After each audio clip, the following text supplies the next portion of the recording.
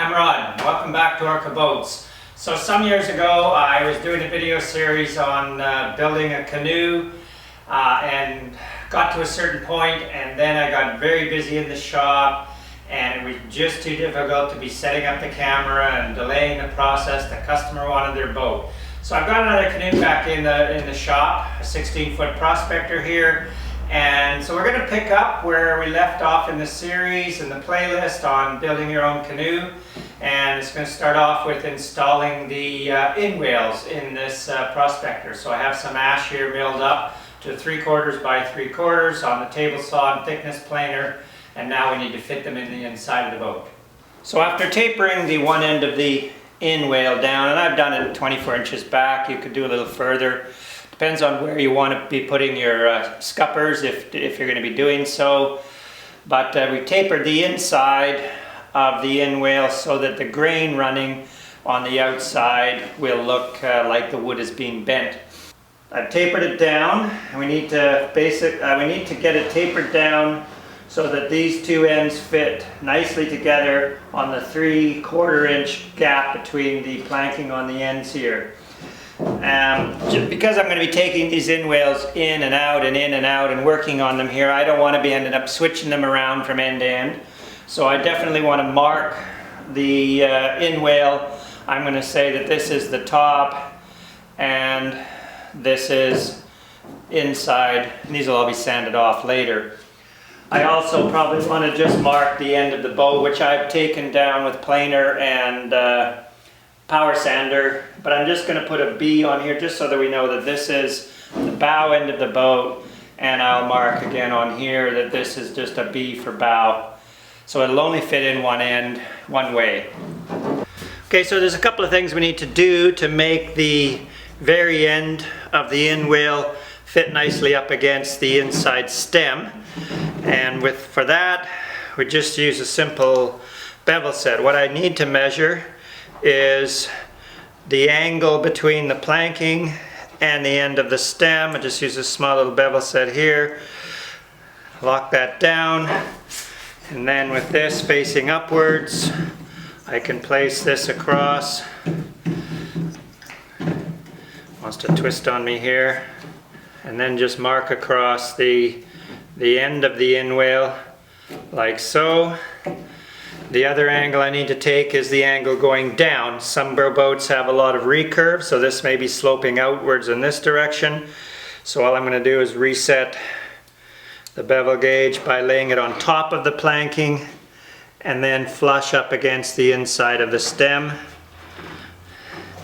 And that mark will be the angle that it needs to be cut on the downward slope. It's pretty almost square on this one. So that, when we cut that end off, that little bit off the end there, run it up the planking, that should fit nicely against the end there and also flush against, so you don't see any gap. Now it could be okay if there's a bit of a gap on the bottom edge. No one's ever going to see that, but we're trying to get a nice quality fit here. Okay, so with those two marks made and the angle, I'm just going to use a simple pull saw. I've just got a block of wood underneath here. I don't want to cut through and cut into my boat. So I'm going to cut along that line, and I'm going to tip my saw slightly so that I get a bit of a bevel onto the end of the inwale.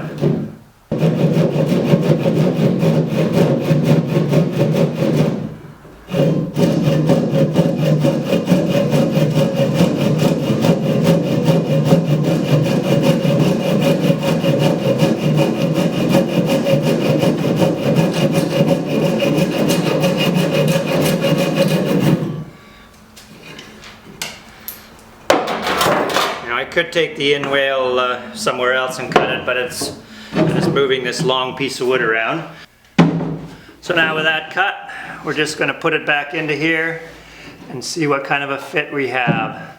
It's looking pretty good. I think a bit of sanding. I think there's a bit of epoxy on the end here as well that needs to be cleaned up, otherwise it's not sitting terribly flush. Now when I've cut the end off, I've gone back a little bit. The plank's a little bit wider than it needs to be now for the other side to fit in here, but I haven't finished cleaning up the inside tapered edge anyways. I'm just looking to see, but I think I've got a good, all the angles are correct.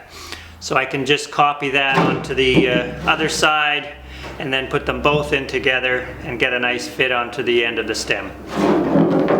Okay, with both ends cut and fit nicely to the inside stem, just laid them together here using my table saw right now because that's the closest thing to the canoe.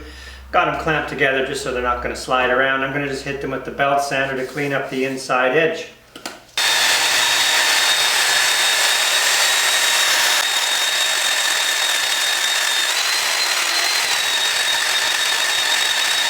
Okay, so I've got one inwale back in, and really what I'm looking for after finishing up the inside is what is the distance across the end here. Looks to be about 3/8, which is about right.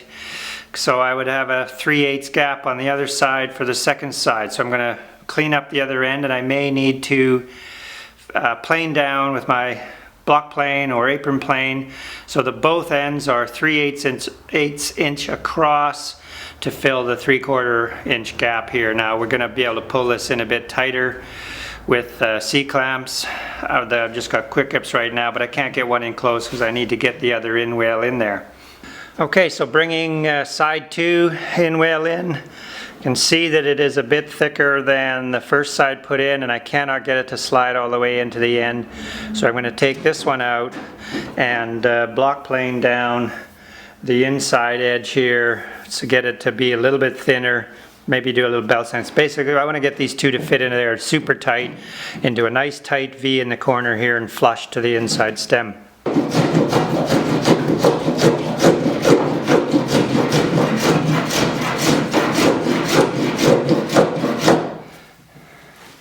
Okay, we can just see. Alright, with a bit of planing we can just see how well it's going to come. We're getting much closer to the end. I actually think I could probably take a little off the other side as well. So I'm going to now clamp this one in place and leave it there and do a bit of trimming on the other side. Okay, I've got them both temporarily clamped in place. One is right up against the stem, the other one is a little bit shy of that. So what I'm going to do is just take a hammer. I can go and tap on the other end while it's clamped here and just gently try and move this into the end here and see what how tight a fit we have.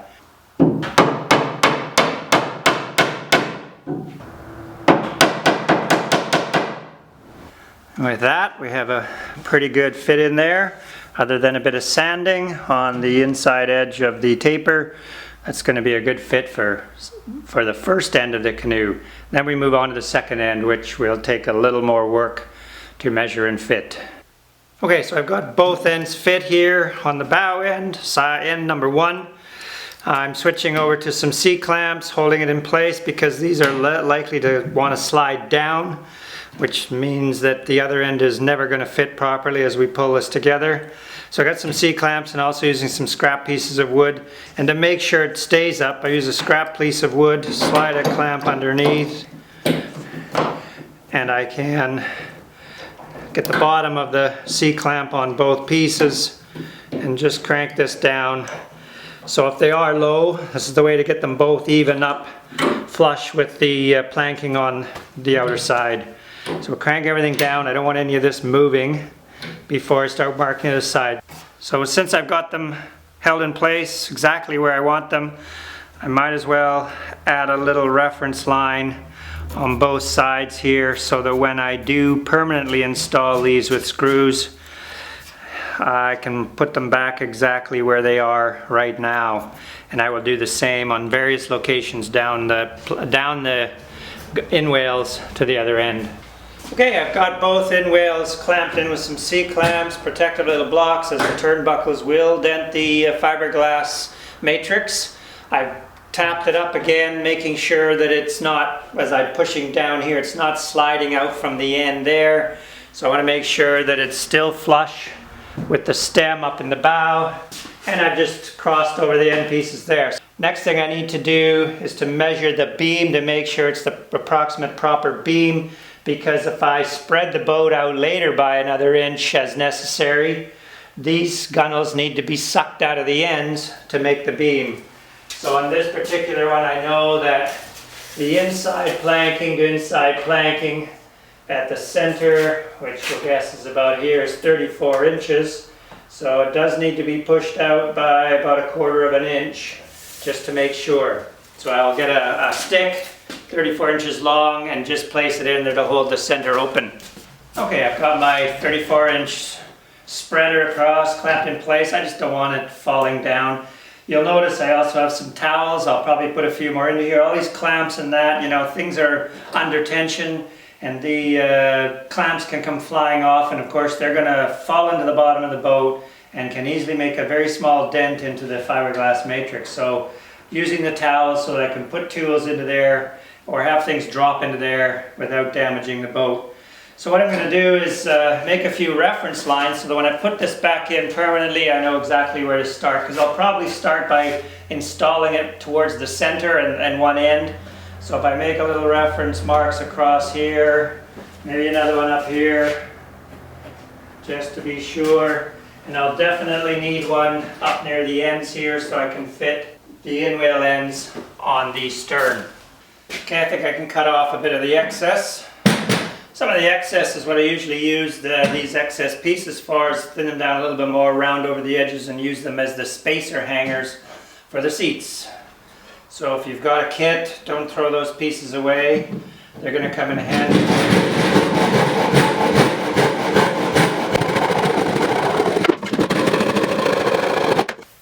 Alright, so the next step in fitting the inwales is to measure back from the stem. Let's go with 16 inches back from the stem.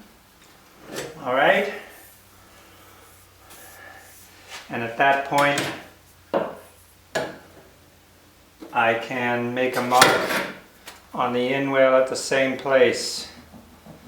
So basically what I'm doing is I'm measuring back 16 inches here. When I take the inwales out to cut the ends, I'll measure forward 16 inches and give it a little bit of extra just for sanding. So I'm measuring from where the planking meets the inside stem, 16 inches there. So with these two marks on the inwales, since a lot of reference marks, I will be able to take these out, measure forward the required distance, make the bevels same as the bow end, and repeat the procedure. Okay, let's start with the port side. So this is my 16-inch mark from the end. I'm going to measure back forward on my inwale the 16 inches.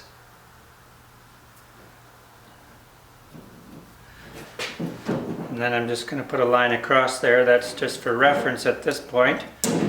So once I have that, then again I will take my bevel set. I mean, the other end's probably similar, but it's a boat. Both ends may not be exactly the same. So that's the angle. Now remember, the 16 inches is on the outside edge. So I need to go from that line across so that it will be a little bit longer on the center line edge. And then I will measure the down portion. Again, I think I've got a little epoxy in there, or fiberglass, that's making a bit of a rounded corner in there, so I'm going to get in there and clean that up. Okay, so I've sanded inside there so there's no rough bumps that will give me an improper angle. Put this in down to the planking and push it up to the stem. And that angle will be the angle down on the line. It's pretty well square. Then I can just cut this off, do a bit of a dry fit. I'm going to definitely cut a little bit longer than that line. Give myself a little extra if I have to just sand the end to make a good fit. I don't want to come up short.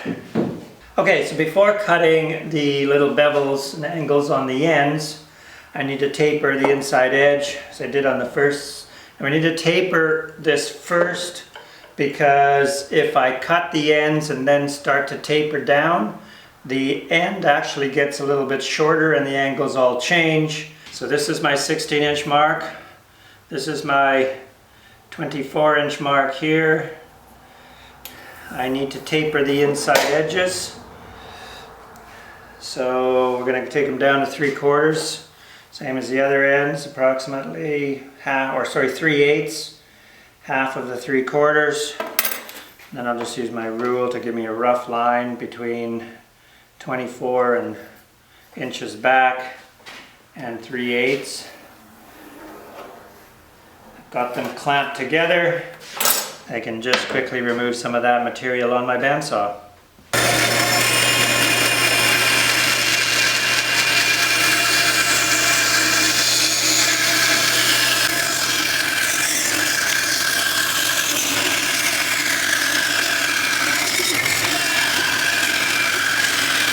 Then just as I did for the bow end, I'll just take my power planer and clean this up and bring it down to the 3/8 near the end of the gunnels.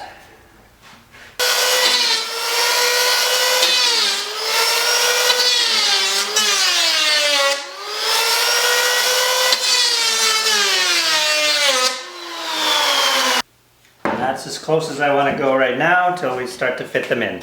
Alright, so I measured forward for the 16, took the angle off the end here, marked it, took the angle down, marked it, made a cut. I can just do a dry fit. I don't have to put the other end in the boat because I've got my reference lines to go by, and it would appear that it is a great little fit, but we're about a 1/16 of an inch off.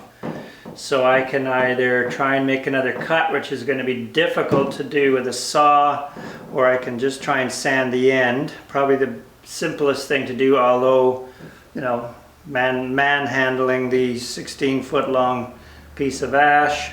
But I could take it to my disc sander and just touch the end of it so that we just shorten this up a bit. But before I take this one over to the disc sander, I'll mark and cut the other side, and I can do them both at the same time. Okay, I've cut the second side. Do a little bit of a drive press fit, and it looks like I'm much closer on that one. It's a tight fit on the end, and we're right on the 16-inch mark. So in theory, if all of our reference lines mark up and the center of the boat is the proper beam, both ends are going to fit in here nice and tight. So I just need to clean up the first side a little bit because it's a 1/16 of an inch too long. Okay, so I put the port side in, I've clamped it in place. It's not fit all the way to the other end, but I've hammered it forward, just as we did on the other end there, to get a good tight fit. It's snug in there, and it lines up with our 16-inch mark and the various other reference lines on this end. So now I just need to check to see that they are not too thick, that I can't slide the other inwale into there, which they do seem to be. So we need to do the same as on the other end, and that is to take a few shavings off and fit it in there. Now in this case, if I start to shave off even the littlest bit on the inside edge, that makes the end that fits into here a little bit shorter. So I will need to just shave off or belt sand off a little bit off the outside edge of both of them so that they will miter together, flush up against the inside stem. There you have it. Both of the inwales are dry fitted into the inside. We've got a pretty nice tight fit on the end here with a nice clean miter. And walking down, you can see that reference lines line up beautifully all the way down through. So we have both inwales in. Now that will be stage one of fitting the inwales. Now that they're dry fit, be taking them out, cleaning them up, and adding the scuppers. So thank you very much for watching. If you wish to stay up to date on new videos as I work on this boat and other projects in the shop, be sure to just hit that subscribe button, and if you want to be notified, click the bell, and we'll be sent a message regarding new videos as we make them. Thank you very much for watching.